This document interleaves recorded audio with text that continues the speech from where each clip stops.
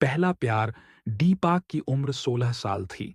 वह एक आम सा लड़का था, जिसे अपनी किताबें और क्रिकेट का बेहद शौक था। स्कूल जाना उसकी दिनचर्या का हिस्सा था, लेकिन एक दिन कुछ ऐसा हुआ जिसने उसकी जिंदगी को हमेशा के लिए बदल दिया। वह सर्दियों की सुबह थी। दीपक स्कूल की प्रार्थना सभा में खड़ा था जब उसने पहली बार उसे देखा। मनसी, नए सत्र में आई एक नई छात्रा।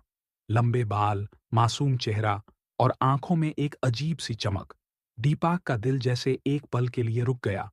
उसे समझ नहीं आया कि ये क्या हो रहा है, लेकिन पहली बार किसी को देखकर उसका दिल यूं बेकाबू हो गया था। धीरे धीरे दीपक ने मैंसी को और नोटिस करना शुरू किया।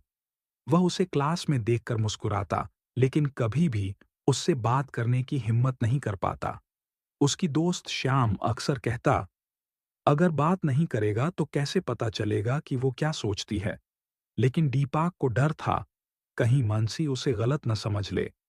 फिर एक दिन स्कूल की पिकनिक का मौका आया। मैंसी और दीपक दोनों एक ही ग्रुप में थे।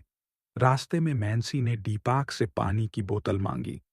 दीपक का दिल धड़कने लगा, लेकिन उसने झिझकते हुए बोतल दे दी। इस छोटी सी बातचीत के बाद दीपक का हौसला बढ़ा। पिकनिक के दौरान जब सब लोग खेल रहे थे, दीपक ने मैंसी से अकेले में बात करने की हिम्मत जुटाई। उसने कहा, मैंसी, मैं तुम्हें कुछ बताना चाहता हूं। मैंसी ने मुस्कुराते हुए पूछा, क्या? दीपक ने धीरे से कहा, मुझे नहीं पता ये क्या है, लेकिन जब से मैंने तुम्हें देखा है, मैं बस तुम्हारे बारे में ही सोचता रहता हूं। शायद ये पहला प्यार है।